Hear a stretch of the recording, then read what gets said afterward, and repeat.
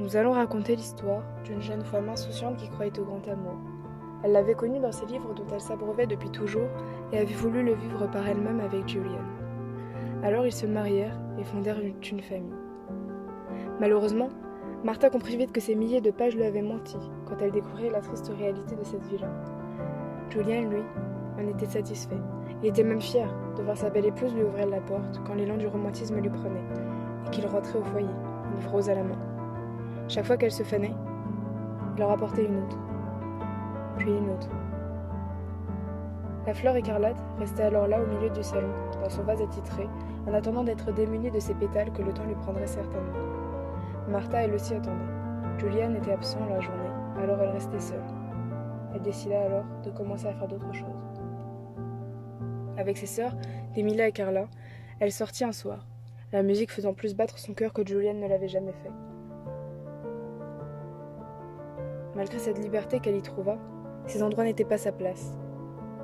Et elle le sentait, ce n'est pas cela qu'elle avait lu. Elle se voyait pour le temps dans la peau de Mia Wallace, explorant l'univers merveilleux de drogue et lieux de perdition. Elle commençait à se fournir de plus en plus régulièrement, tendant désespérément de s'échapper de cette vie de banalité fade, allant un peu plus loin chaque soir.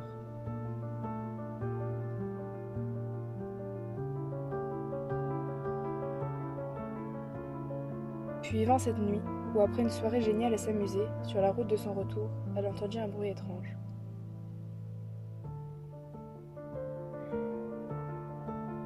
Elle aperçut alors deux hommes se battant violemment dans la pénombre de la rue.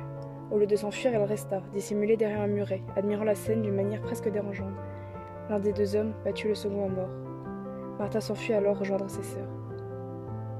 Rentrée chez elle, elle chercha à retrouver cette incroyable sensation que la vision de la mort lui avait donnée. Elle enchaîna alors les lectures pendant des jours et des jours, elle ne fit que cela. Elle vivait pour ça, les livres ne lui suffisaient malheureusement plus.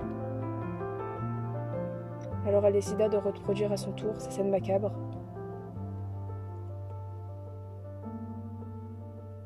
Et assouvir ainsi ses désirs.